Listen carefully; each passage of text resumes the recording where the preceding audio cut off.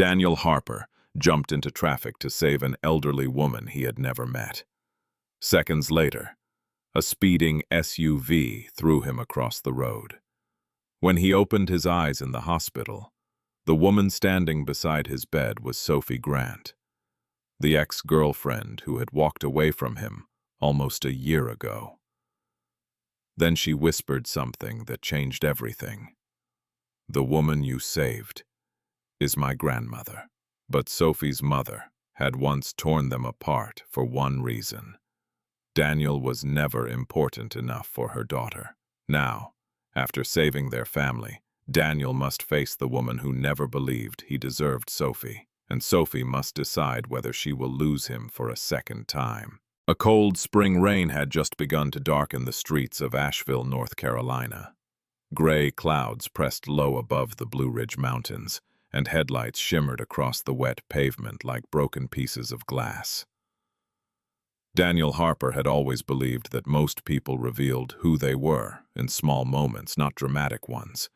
The way they returned a shopping cart, the way they spoke to a waiter, the way they treated someone who could offer them nothing in return. At 32, Daniel had spent enough time repairing medical equipment inside hospitals to see that truth every day. Machines failed loudly. People often failed quietly. He was a tall man with broad shoulders made stronger by years of lifting heavy diagnostic equipment and dragging tool cases through hospital corridors. His dark brown hair was usually kept short, though rain had pushed several uneven strands across his forehead that evening. A close-trimmed beard framed his jaw, softening features that might otherwise have looked severe. His hands were rough from work, his knuckles marked by old cuts and healing scratches. Yet the nurses and technicians who knew him always described him the same way: patient, careful, and gentler than he looked. Daniel had been driving home after a 14-hour day at St. Catherine Medical Center. He worked there as a senior biomedical equipment technician, repairing the machines doctors trusted when lives were hanging by a thread. The job paid enough to cover rent on his modest apartment near downtown Asheville. It covered the aging blue pickup truck he kept repairing instead of replacing. It covered student loan payments he still made every month. But it did not pay enough to impress Margaret Grant. Margaret was the woman who had quietly convinced her daughter that Daniel was not the kind of man worth building a future with. Daniel had not spoken to Sophie Grant in nearly a year. He still thought about her more than he allowed himself to admit. Sophie had been the kind of woman people noticed without understanding why. She was not loud or theatrical. She had long chestnut brown hair, usually tied back during hospital shifts, thoughtful hazel eyes, and a calm voice that could make frightened patients feel less alone. At 29, she was finishing her residency in emergency medicine. She carried the exhaustion of long nights with a grace that made Daniel admire her, even when he worried she was carrying too much. She had always seen through him, through his quietness, through his habit of avoiding conflict, through his tendency to pretend he was fine until he was already drowning. Their relationship had not ended because love disappeared. It had ended because love had been forced to stand in a room with fear, money, expectations, and Sophie's mother. Daniel turned onto Maple Avenue. One hand rested loosely on the steering wheel. The other moved near the old leather watchband around his wrist. The watch was nothing expensive. It had belonged to his father, a mechanic who had taught Daniel that a person's worth had little to do with the size of their house. It had everything to do with what they did when nobody was applauding. The intersection ahead was crowded despite the rain. Cars rushed through yellow lights. A delivery van blocked part of the crosswalk. A city bus groaned to a stop near the corner. Then Daniel saw her. An elderly woman stood frozen in the middle of the street. She was small and thin beneath a long camel-colored coat. Her silver hair escaped from a loose bun around her lined face. One of her shoes had slipped off. A canvas grocery bag lay spilled beside her, apples rolling toward the curb. She looked about 78, perhaps older. Her pale blue eyes held the startled helplessness of someone whose body had stopped obeying her at the worst possible moment. A horn blared. The woman looked toward the sound, but she did not move. Daniel's thoughts vanished. He pulled his truck sharply toward the curb. He shoved open the door and ran into the rain. "Ma'am!" he shouted. She turned toward him, her pale blue eyes wide with panic. A black SUV skidded through the intersection. Daniel did not have time to calculate distance, speed, or consequences. He reached her just as the SUV began to fishtail across the slick pavement. He grabbed her around the shoulders. Then he pushed her toward the sidewalk with everything he had. The woman fell hard but clear of the road. Daniel did not. The impact came like a violent door slamming shut on the world. For one unbearable second, there was only metal, rain, and a white explosion behind his eyes. Then, the street disappeared. When Daniel woke, pain was the first thing he understood. His ribs burned with every breath. His head throbbed beneath a heavy fog. The room smelled of antiseptic and clean sheets. A monitor beeped steadily beside him, patient and indifferent. He tried to sit up. "Don't!" The voice stopped him. Daniel turned slowly toward the doorway. Sophie Grant stood beside his hospital bed in dark navy scrubs. Her chestnut hair was pulled into a loose, exhausted knot. Her hazel eyes were red around the edges, as if she had spent hours fighting tears and losing more often than she wanted anyone to know. For a moment, neither of them spoke. Then Sophie looked down at him. Her voice was barely steady. "Daniel," she whispered, "the woman you saved. She's my grandmother." Daniel woke again sometime after midnight. The rain had stopped outside, leaving faint silver reflections across the dark hospital window. His ribs hurt every time he breathed too deeply. The pain made him feel strangely exposed, as if his body had become a house with too many broken windows. Sophie sat beside him in a narrow visitor's chair. She was still wearing the same dark navy scrubs. Her shoulders had slumped with exhaustion, and several loose strands of chestnut hair had fallen around her face. She looked less like the composed emergency physician Daniel remembered. She looked more like the woman he had once watched fall asleep over takeout containers after a night shift, one hand still curled around a half-finished cup of tea. For several minutes, Daniel said nothing. He had spent almost a year imagining what it would be like to see Sophie again. In every version, he had been prepared.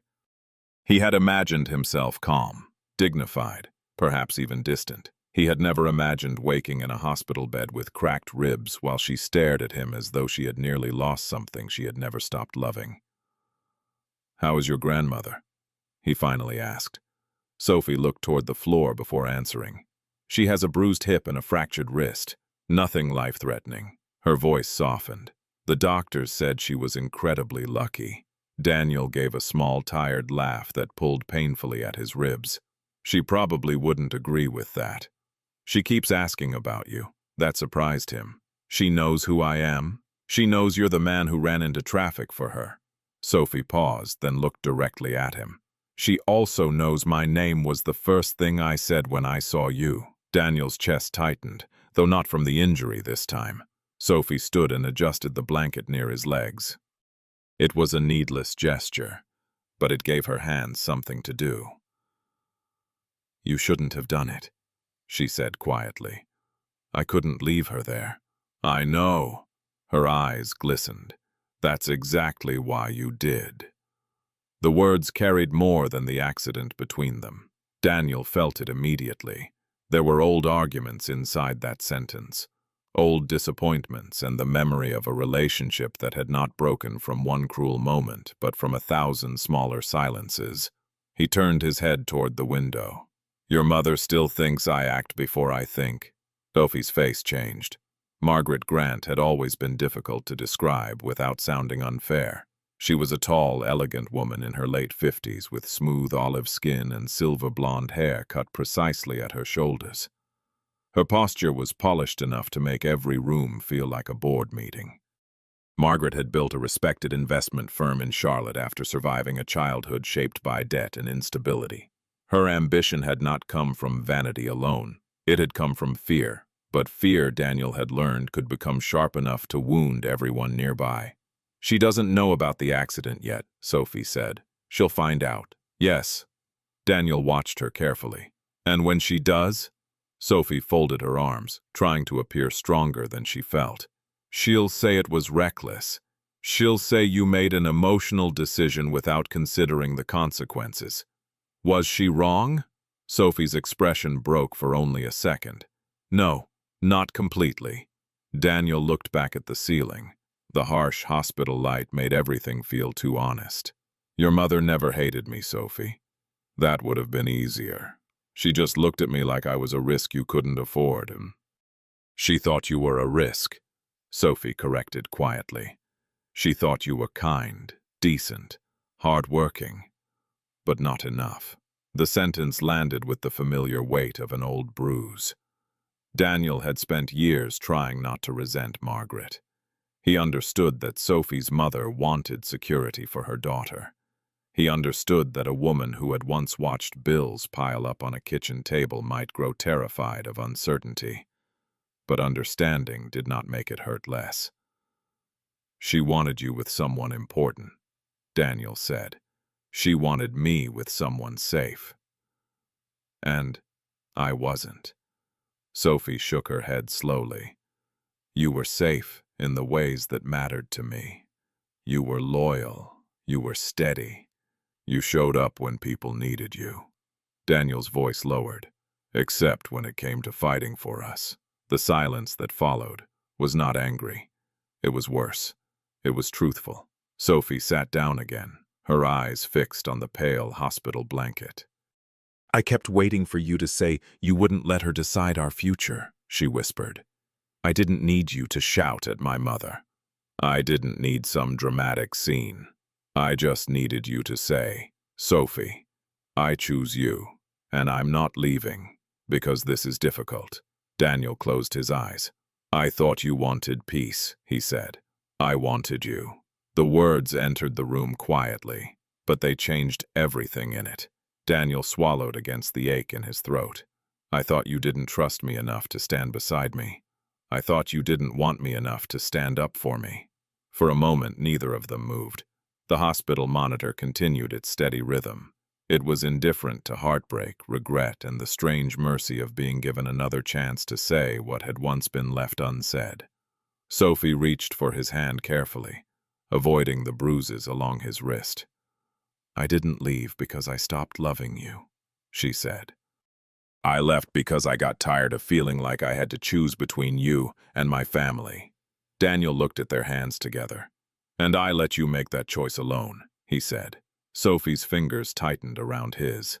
Outside, rainwater slid slowly down the glass.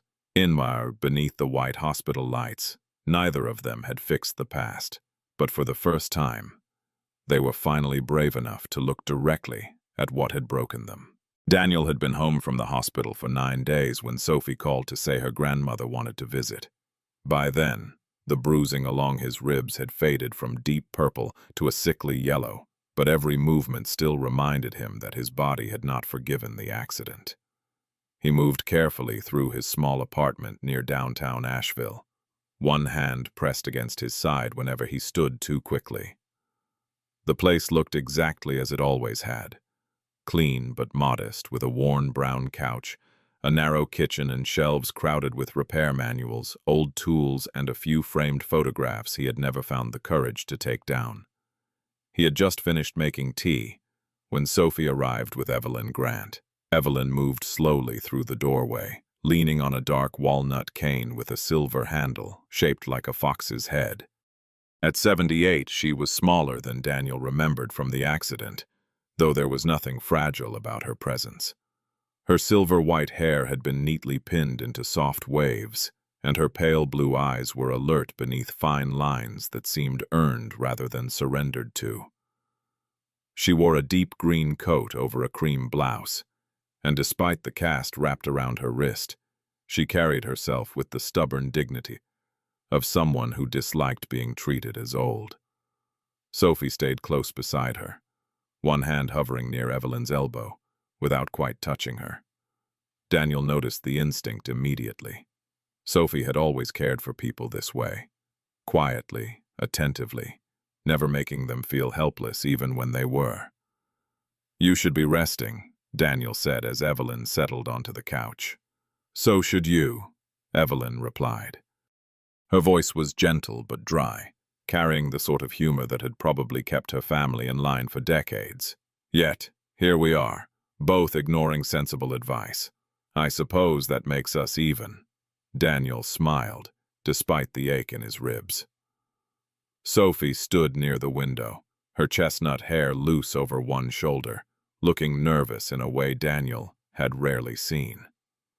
She had traded her hospital scrubs for a soft gray sweater and dark jeans, but she still looked as though she had come straight from another long night of carrying everyone else's worries. Evelyn placed a small wooden box on the coffee table between them. The box was dark mahogany, old enough that the corners had softened with age. A narrow brass clasp held it shut. Daniel stared at it, unsure why Sophie's face had gone so pale. "What is that?" he asked. Evelyn rested both hands on the head of her cane, something that should have reached Sophie a long time ago. Sophie sat beside her grandmother without looking at Daniel. "Grandma found it in the attic last week." "Not exactly," Evelyn said. "I knew it was there. I simply decided I had been quiet long enough." The room seemed to tighten around those words. Evelyn opened the box. Inside were 6 envelopes, each carefully stacked and bound with a faded blue ribbon. Daniel recognized his own handwriting before he could stop himself. His stomach dropped. Sophie looked at the envelopes as though they might disappear if she blinked. "I wrote those," Daniel said slowly. "I know," Evelyn replied. The first letter had been written 2 weeks after Sophie moved back into her mother's house in Charlotte. Daniel remembered sitting alone at his kitchen table, rewriting every sentence until the paper had gone soft beneath his hand. He had not begged Sophie to return. He had not accused her of choosing her mother over him. He had only written the truth, that he missed her, that he was working overtime to clear his remaining debts, and that he hoped one day she might believe he could build a stable life without becoming someone else. "I sent them to your mother's address," he said, looking at Sophie. "I thought you got them." Sophie's lips parted, but no sound came out. Evelyn's eyes hardened with a quiet sadness. Margaret received them. She kept them. Daniel felt something cold move through him. "She told me you never wrote," Sophie whispered. The words were barely audible. For a second, Daniel could not breathe, not because of the ribs, not because of the pain, because there were losses a person accepted only after convincing themselves they had done everything they could. And suddenly, he realized he had been grieving an ending that had been shaped by someone else's silence. Sophie picked up the top envelope with trembling fingers. Her eyes moved over Daniel's name. Then she opened it. Daniel watched her read, unable to remember the exact words he had written, but remembering the man he had been when he wrote them. Tired, heartbroken, hopeful in a quiet way. He had described repairing a damaged imaging machine at work and thinking about how most things could be fixed if someone cared enough to understand what had broken. He had told her he was taking on more responsibility at the hospital, not to impress Margaret, but because he wanted to become someone who could stand beside Sophie without feeling ashamed of what he could not yet offer. Sophie covered her mouth. "I thought you gave up," she said. "I thought you wanted me to." Evelyn leaned back against the couch, watching them both with the expression of a woman who had carried a family secret too long. "Daniel saved my life without knowing my name," she said. "He did not know I was your grandmother. He did not know I belonged to a family that had once made him feel small. He saw an old woman in danger, and he ran toward her. Her pale blue eyes turned toward Sophie. Your mother has spent years measuring men by titles, income, and the size of the rooms they can afford to walk into. But a person's worth is revealed when there is no audience, no reward, and no reason to be brave. except that someone needs help. Sophie looked at Daniel then, her hazel eyes wet with regret. For the first time, she understood that the man her mother had called ordinary had risked everything for a stranger, and that stranger had been the grandmother she loved most. 3 days after Evelyn brought the letters to Daniel's apartment, Sophie drove to Charlotte alone. The highway stretched ahead beneath a pale autumn sky, the Blue Ridge Mountains fading behind her in long blue shadows. She had made this drive many times before, usually with a knot in her stomach and a rehearsed list of harmless things to say. This time she arrived with no rehearsed peace offering. Margaret Grant lived in a tall brick home in the historic Myers Park neighborhood, where every lawn appeared trimmed by someone who feared imperfection. The house had wide white columns, black shutters, and windows so polished they reflected the trees more clearly than the people standing near them. Sophie had grown up there, surrounded by beauty, rules, and the quiet belief that security was worth any sacrifice. Margaret opened the front door herself. She was dressed as carefully as ever, even on a Sunday afternoon. Her silver blonde hair rested neatly against her shoulders, every strand in place. She wore a cream silk blouse beneath a tailored navy cardigan, gold earrings catching the soft light from the hallway. At 58, she carried herself with the confidence of a woman who had spent 3 decades making difficult decisions in rooms full of men who underestimated her. But Sophie saw something different now, not power, fear. "I heard Evelyn has been visiting Daniel," Margaret said before Sophie had fully stepped inside. Sophie closed the door behind her. "Then you know why I'm here." Margaret's expression hardened. "I know you are upset, but I will not apologize for wanting you to have a stable future. You hid his letters from me.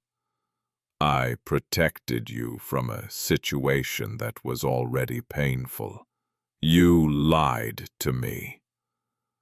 The words landed between them with a sharpness that even Margaret could not dismiss. For a moment, her mother looked away.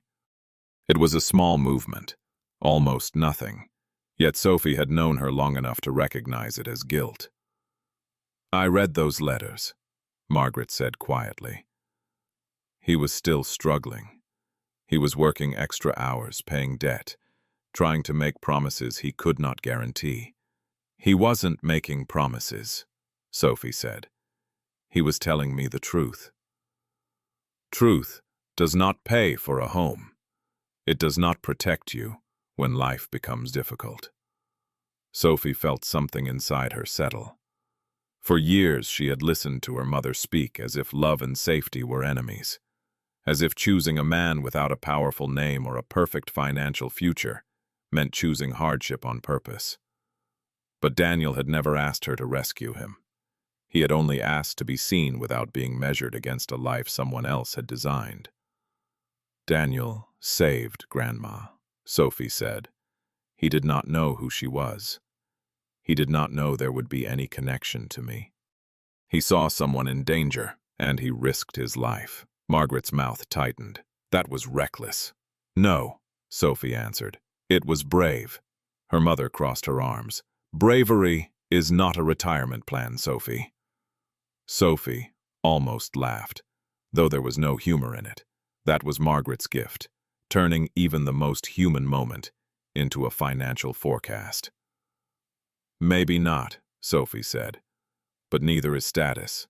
Neither is marrying someone because his last name looks good beside mine." Margaret stared at her. Sophie continued, her voice shaking at first, then growing steadier. "You taught me how to work hard. You taught me never to depend on someone else to build my life for me. I am grateful for that, but somewhere along the way you started believing that being protected was more important than being loved. I wanted better for you than what I had." "I know," Sophie swallowed, "but you decided what better meant without asking me." The silence in the grand living room felt almost sacred. Margaret had built her entire life by refusing to be vulnerable. Sophie understood that now. Her mother had once been a young woman watching unpaid bills gather on a kitchen counter, promising herself she would never let uncertainty enter her home again. But in locking every door against uncertainty, Margaret had also locked out tenderness. "I will not pretend Daniel is perfect," Sophie said. "He avoids conflict. He sometimes thinks silence is the same as peace. And I let you speak for both of us because I was afraid to disappoint you." Margaret's eyes softened by the smallest degree. "But he is changing," Sophie continued, "and so am I. He is not the richest man I know. He is not the most powerful. But when life turned chaotic, he ran toward someone who needed help. That is the kind of man I trust." Margaret looked toward the window.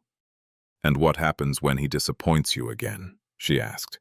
"Then I will deal with it as an adult," Sophie said, "not as a daughter waiting for permission." That evening, Sophie drove back to Asheville. Daniel was waiting outside his apartment building, leaning carefully against the railing, with one hand pressed to his healing ribs. He looked tired, his beard slightly uneven from days spent recovering, but his dark eyes lifted when he saw her car. "I didn't know if you'd want to talk," he said. "I do." Sophie stepped closer. Daniel took a slow breath. "I don't want you to choose me because of the accident, or because you found those letters. I want you to choose whatever gives you peace." She looked at him for a long moment. "Then stop making it sound like you're leaving before I can decide." Daniel's face changed. "I'm trying not to pressure you." "I know." Sophie reached for his hand. "But this time I need you to stay in the conversation when it gets difficult." His fingers closed around hers. "I will," he said. "I can't promise I'll never be afraid, but I can promise I won't disappear when fear shows up." For the first time since the accident, Sophie believed him. Not because he had saved her grandmother, but because he had finally stopped running from the fight for their future. 6 weeks after the accident, Asheville had settled into the kind of early autumn weather that made the city feel briefly forgiven. The air was cool without being cold, and the maples along the sidewalks had begun turning amber at their edges. Daniel stood at the corner of Maple Avenue and Hawthorne Street, with one hand in his jacket pocket, looking toward the crosswalk where everything had changed. His ribs had healed enough that he could breathe deeply without pain. The bruises were gone. Only a thin scar near his left temple remained from the stitches, small enough that most people would never notice it. But Daniel noticed it whenever he shaved. It reminded him that life could split open in a second, not with thunder or warning, but with one bad turn of a wheel and one choice made before fear had time to speak.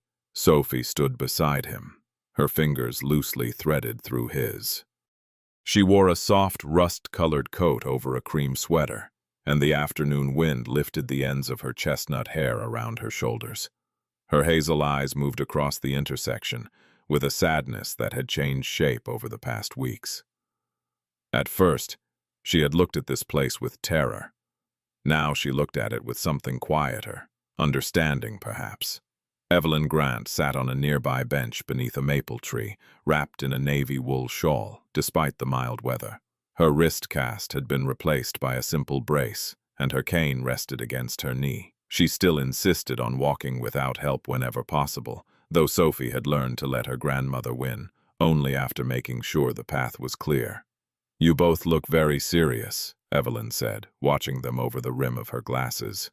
"I survived a traffic accident, not a royal funeral." Daniel smiled. Sophie gave her grandmother a look that was half affection and half warning. "You almost got yourself hit by a car." "I did get myself hit by a car," Evelyn corrected. And then a very stubborn young man decided to make the whole thing dramatic. Daniel glanced at her. "I'm glad you think it was dramatic. I was aiming for useful." Evelyn's pale blue eyes softened. "You were both." For a moment, the three of them stood quietly. Cars moved through the intersection in ordinary waves. A cyclist passed on the far side of the street, helmet bright yellow beneath the afternoon sun. Someone laughed outside a coffee shop nearby. The world had continued, as it always did, is absurd. Even after the people inside it had been rearranged. Sophie looked down at Daniel's hand. "I used to think choosing someone meant deciding they were perfect," she said. or deciding they could protect you from every difficult thing that might happen. Daniel said nothing. He had learned that sometimes love required silence, not because there was nothing to say, but because someone deserved room to find their own words. "But that isn't what I want anymore," Sophie continued. "I don't want a life chosen by fear. I don't want to keep measuring myself against what my mother thinks is impressive." Her voice shook slightly, but she did not look away. "I want someone who stays. Someone who tells the truth when it is uncomfortable. Someone who does not make me feel like I am waiting outside the most important part of his life." Daniel felt the old shame rise in him, but it no longer had the same power. It was no longer something to hide behind. It was something to answer for. "I can't promise you a perfect life," he said. "I can't promise I will always know the right thing to say." Sophie looked at him. "But I can promise that you will never be something I fit in around everything else," Daniel continued. "You will never have to wonder whether you matter to me. I will make space. I will show up. And when I get it wrong, I will not disappear." The words were simple. They were also harder than any grand speech he could have made. Sophie stepped closer. "I don't need perfection," she said. "I need that." Then she placed one hand against his chest, just above the place where his ribs had once burned with every breath. "I'm choosing you," she whispered.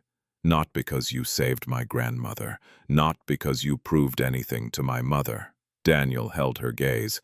"I'm choosing you, because I finally understand who you are, when nobody is watching." Evelyn cleared her throat loudly from the bench. "Wonderful," she announced. "Very moving. But, just so the record is clear, I did not throw myself into traffic to arrange your love life." Sophie laughed, the sound bright enough to make Daniel's chest ache in an entirely different way.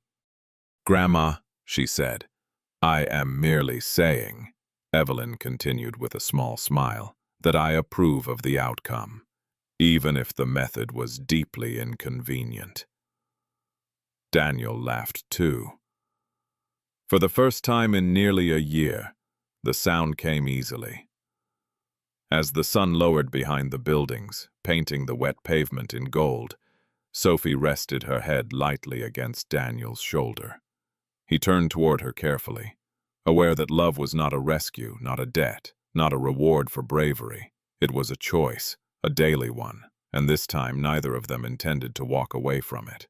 Sometimes, God does not send a miracle with thunder in the sky. Sometimes he sends it through one brave decision made in the middle of an ordinary day. Daniel did not know the woman standing in that busy street. He did not know she was connected to the woman he still loved. He only knew that someone needed help. And in that moment, he chose courage over fear. Maybe that is how many miracles begin. Not with perfect timing, not with a perfect life, but with a heart willing to do what is right when no one is watching. In our daily lives, we may not face a speeding car or a moment as dramatic as Daniel's, but every day gives us smaller choices. To call someone we have been avoiding, to forgive before pride becomes a wall, to stand beside someone who feels alone, to choose love over status, kindness over judgment, and truth over silence. Sophie learned that a person's value is not found in a title, a bank account, or the approval of others. It is found in the way they show up when life becomes difficult, and Daniel learned that love cannot survive on feelings alone. It needs courage, it needs honesty, and it needs two people willing to stay when walking away would be easier. Perhaps God has been placing someone in your path for a reason.